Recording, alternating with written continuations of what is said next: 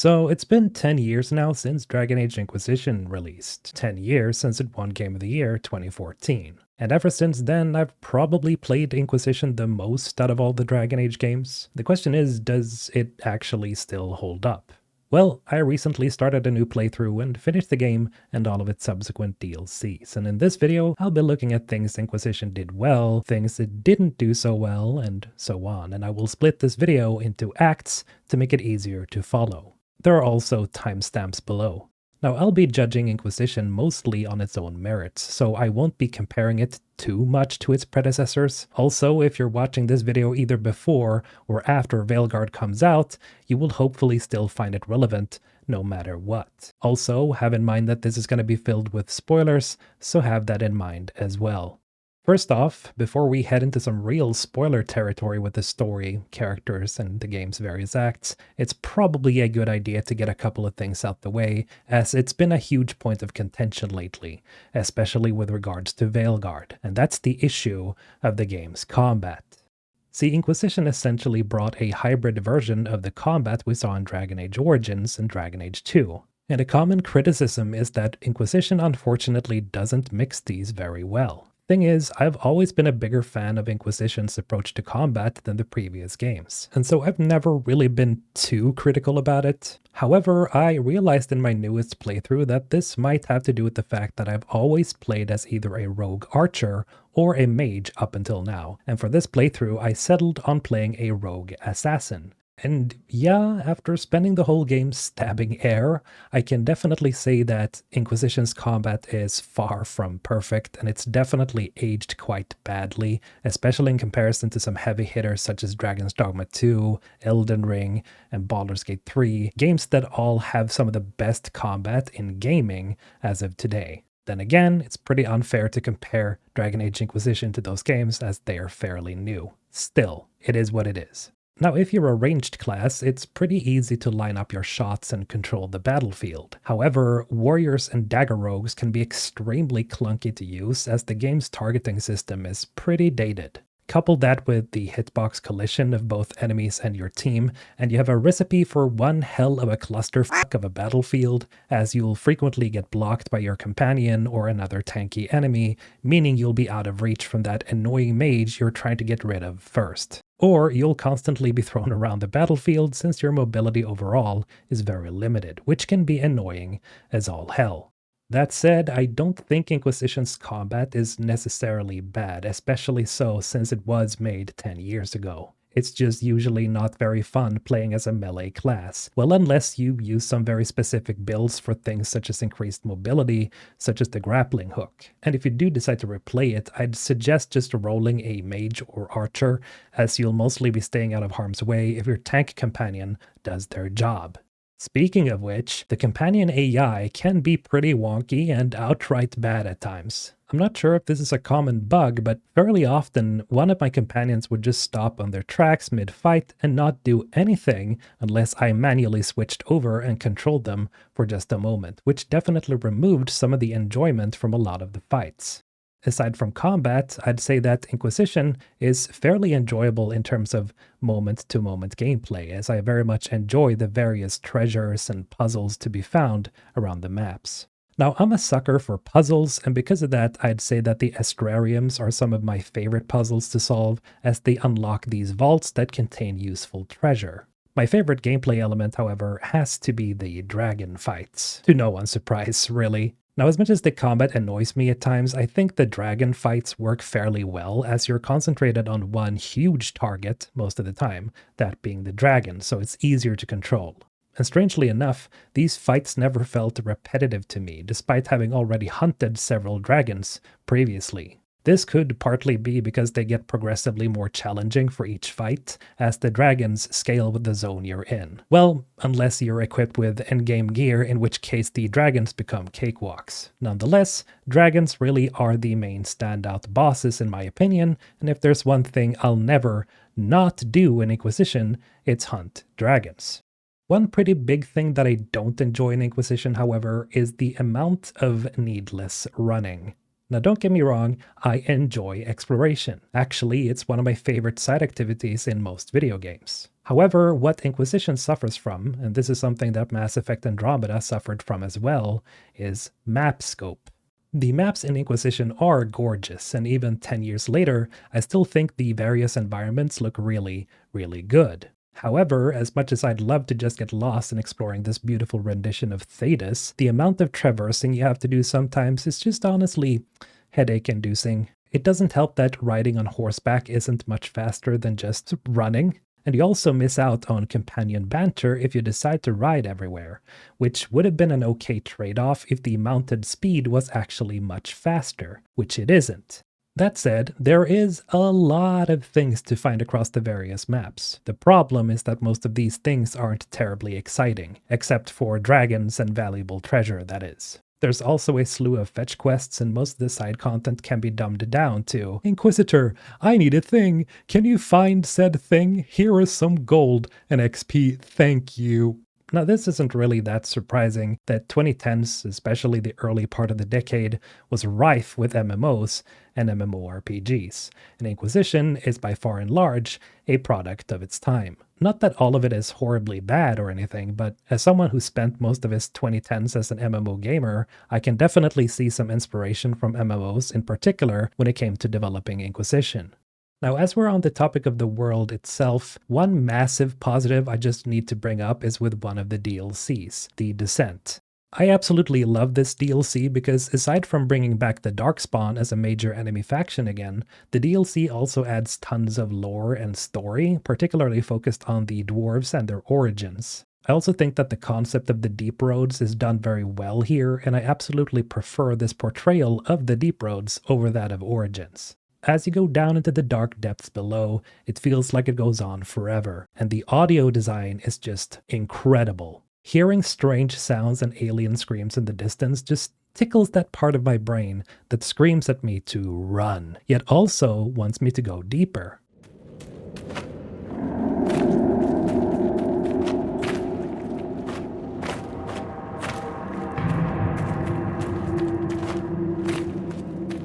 On the other hand, fighting two ogres at the same time isn't really my idea of fun, but again, that's just the combat showing its age.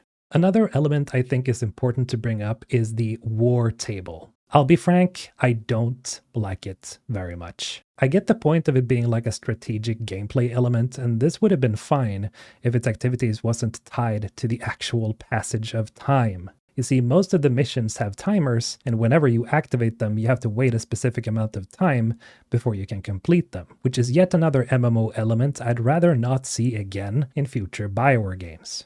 Honestly, after thinking on it, I can't come up with any reasonable explanation for this being a mechanic other than EA wanting to insert live service elements in an effort to artificially prolonging the game. The actual explanation for it though might be entirely different, but I digress. A suggestion for any of you who are planning on replaying Inquisition, or if you're currently playing it, remember to get the War Table No Waiting mod, which will remove time restrictions completely, meaning you'll have more time to enjoy the game instead of waiting around for some prerequisite mission to finish.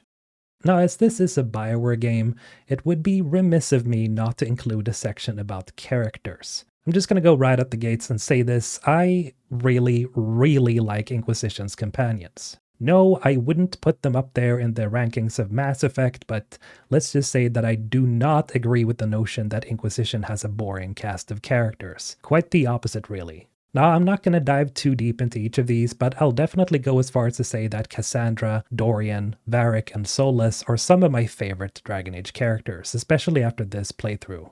Yes, Iron Bull is cool, but he turned on me at the end of my playthrough, which evidently is my own fault, but I've elected to not include him for the moment. Joking aside, Bull is the man.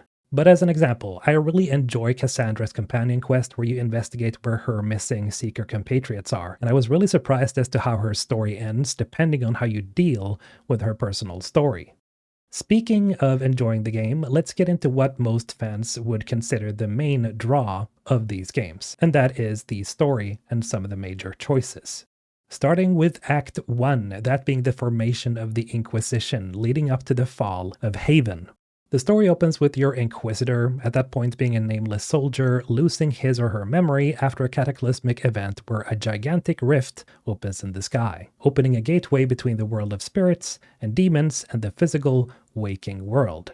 The intro does a good job, I think, of setting up a proper mystery where the truth of the Inquisitor's existence is a big question to everyone, even the player. And it's not long before the Inquisitor has already become a mythical figure and gets referred to as the Herald of Andraste. I like the concept of taking the idea of the traditional hero and turning it on its head, where we see how the people of Thedas are immediately drawn to this idea of the Inquisitor being a godly being, even if the truth is more complicated, or simple, depending on how you look at it. But it just shows how desperate the people of Thedas are for a savior to step in. And I think Bioware at the time really managed to cook up a pretty cool narrative where you're constantly wrestling with the question of divine intervention or simply luck. The power of the Inquisition grows, and soon enough you have to choose whether to bring the Templars or the mages to your side. And normally I tend to pick the Templars because, as far as I remember, that mission is usually pretty quick. However, after this playthrough, I actually do prefer helping the mages, as in the Hushed Whispers mission, you actually get to see what a world conquered by Corypheus would look like. And it's absolutely horrible, and I think Liliana's corruption is a really cool showcase to get you motivated in stopping Corypheus. Speaking of Corypheus, the big bad of Inquisition, I'll say that I think he's pretty cool as a human-type villain. He has some pretty hard lines, particularly the one about seeing the seat of the gods. Beg that I succeed, for I have seen the throne of the gods, and it was empty. That said, I don't think he's interesting enough to carry the entire game though. His ambitions are pretty cookie-cutter, with him wanting to gain access to the Black or Golden City so he can claim ultimate power. And that's pretty much all he wants, and while I can appreciate this type of singular mind motivation, I think Inquisition could have done with a more interesting villain. And we'll get back to this later. In any case, Corypheus soon attacks your base of operations, Haven, and levels it to the ground with his dragon. Thankfully, we find a way to escape his sharp clutches, and soon enough we're wandering around in the snow looking for our comrades. And in a twist of good luck, we are reunited with our friends, camping in the wilderness. Now here comes the part which I'm not a big fan of. You see, when it all looks hopeless and the war seems lost, the camp starts breaking out into song, that being "A Dawn Will Come." And I apologize beforehand for what I'm about to say, but I just can't watch this cutscene without my spine compressing into the floor. Don't misunderstand, it's not that I don't understand the context for why the character starts singing. I get it, the context to the scene is important. The Inquisition has just lost their base and tons of people, but hope is not yet lost, as the Inquisition still exists, and the Inquisitor, their hero, their prophet, is alive and well. It's just that, and this is something I've always thought ever since the game came out, the execution is a little odd. People are singing a little too perfectly. You can really hear the bass boost added to their voices, kinda makes it sound a little too much like a musical for my tastes. That, along with the at times off-sync animations, makes this song sound and feel very synthetic in a way.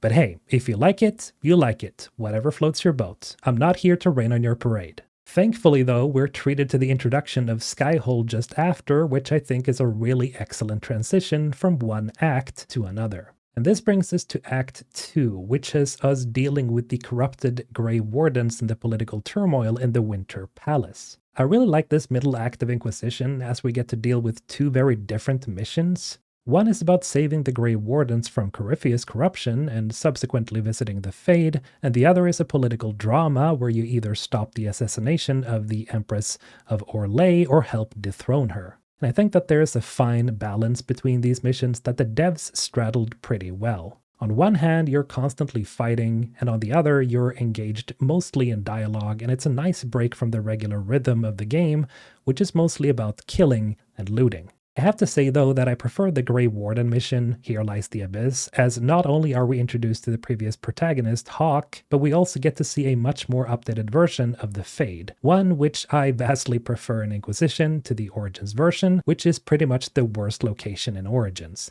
in my humble opinion. The choices you're presented with also feel pretty momentous, as on one hand, you can choose to have Hawke sacrifice himself to save your party. By the way, I elected to have Stroud stay. And on the other hand, you get to choose who rules the nation of Orlais, which is also a pretty big choice, and it makes you feel all the more important as a figure in the grand scheme of things.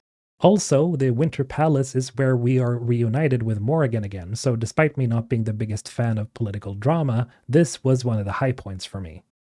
Now, Act 3 is really where the shit hits the proverbial fan, as we start hunting for Corypheus with the help of Morrigan, leading us to a race where we have to reach the Well of Sorrows before Corypheus. Which we do, whereupon we then must choose whether to drink from the Well of Sorrows or have Morrigan do it. For this playthrough, I picked Morrigan as she's simply the best candidate, and it fits with her lore to eagerly do shit like this, whereupon she's granted ancient elven knowledge. Morrigan, now being infused with the knowledge of generations, helps us come up with a plan to find and stop Corypheus once and for all, and soon enough she calls upon the ancient elven god, Mythal, to help us out, only for another veteran character from the franchise, Flemeth, to turn up and reveal herself as being the vessel for Mythal. Now, I really like this plot twist because Flemeth has always been an enigmatic figure in Dragon Age, and the first time I saw this reveal, I was both blown away and sort of unsurprised at the same time, because it just fits with her lore. It also connects her intrinsically to the elves and deepens the importance the elves has to the overall narrative. And in the case of Flemeth sort of being Mythal, I think it was a pretty smart move on the writing team to connect her in this way. In any case, Flemeth teaches Morrigan how to use her powers to fight Corypheus, and soon enough we're facing off against him in the penultimate mission, Doom upon all the world. Now, this final battle of sorts is pretty regular as final battles go. Corypheus makes float. We climb flying mountains, kill his dragon with the help of Morrigan, and then kick his darkspawn ass into another dimension, with our bald little sad boy Solas leaving shortly after to, well, we'll get to that. Now, thankfully, this wasn't the true ending to Inquisition, as a year after the base game came out, Trespasser released, and let's just say that this DLC is definitely up there of Bioware's best. As I mentioned earlier, I'm not the biggest fan of political turmoil, but with Trespasser, the devs actually crafted a very interesting plotline that deals with the aftermath of Corypheus' defeat. The Inquisition is now a very powerful organization, and the world is starting to fear not only the organization itself, but the power of the Inquisitor. And so the Inquisition is called to an exalted council to discuss the future. This meeting, however, is disrupted by mysterious forces, these turning out to be Qunari invaders and what seems to be an agent of the dread Wolf, Fen-Harel, one of the ancient elven gods. First of all, I really like Trespasser because it serves really well as a closing chapter for a quite monstrously sized game, meaning that Trespasser is actually pretty big in of itself, and it took me at least 5 hours to just play through all of its missions in just one sitting. A bonus is that the missions are linear, the maps are small, and the story feels really tight, so you never lose sight of what the goal is, which is to stop the Qunari and finding the agent of the Dread Wolf.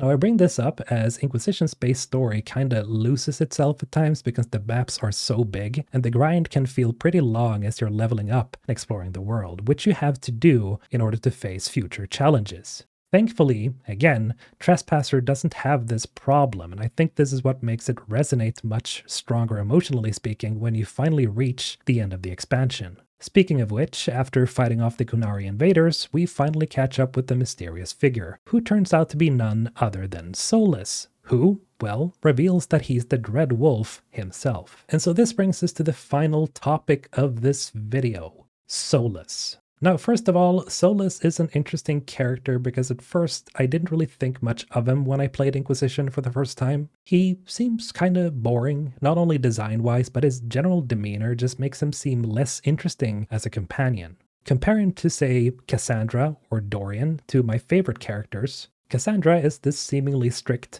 uptight soldier with a penchant for torturing dwarves. Yet she loves reading smutty romance novels and gets flustered very easily, which creates an interesting contrast between her personality and almost militaristic appearance. Dorian is a charming and witty playboy who, on the surface, seems to only care for himself and his own entertainment, only for it to turn out that he's actually a deeply traumatized man with a heart of gold who truly wants to help his nation and his friends. Now, I could bring up the other companions as well, but you get my meaning. Solas, at first, just seems pretty boring in comparison to just these two companions, but that's also kind of what's genius about his character. He seems boring and unassuming at first glance because that's what he's supposed to be. It is not until we finally reach the end of the game where you realize how he really has been the real villain from the get-go. Not in that cookie-cutter, mustache-twirling kind of way. And that's what I meant before about Inquisition needing a better villain. And that villain is Solas. His character is made all the way more interesting when you realize what a complete f***up he is, as he's time and time again made mistakes that's led to unforeseen consequences. For example, he's the one who gave Corypheus his orb, which then consequently led to the rift opening in the sky and the Inquisitor getting her mark. He was also the one who separated the Fade and the waking world, which led to the destruction of his own culture and people. Now, obviously, he set these plans in motion, but he didn't plan for the aftermath. Solas really is the living personification of I made a mistake! And upon further reflection, I've come to realize that he's, ironically, one of the more human characters in the franchise, because he's just an immortal guy who regrets what he's done and wants to fix things. Unfortunately, I could not get him to romance my Inquisitor, but he still became a close friend, and after having engaged with him more this time around, I can finally say, I get it, to all of you Sola villain fans out there. And I think this last tangent about Solas kind of reflects how I feel about Dragon Age Inquisition as a whole, and why it's probably my favorite of the games so far. It's really one of those games that look deceptively simple, but actually it's a way more complicated game than many give it credit for. Now, as you may have noticed, there are many things I didn't dive into with this video, like the multiplayer, the crafting system, skill system, the amazing soundtrack, and so much more. But honestly, this wasn't really meant to be a review, only a look back at one of my most liked RPGs in modern times. And I just wanted to give my full thoughts on the game now that it's close to celebrating its 10th birthday. Anyhow, I'm curious to how you guys feel about Dragon Age Inquisition and what your own positives and nitpicks are about the game, so let me know about those in the comments below. This has been Mr. Holton, signing out.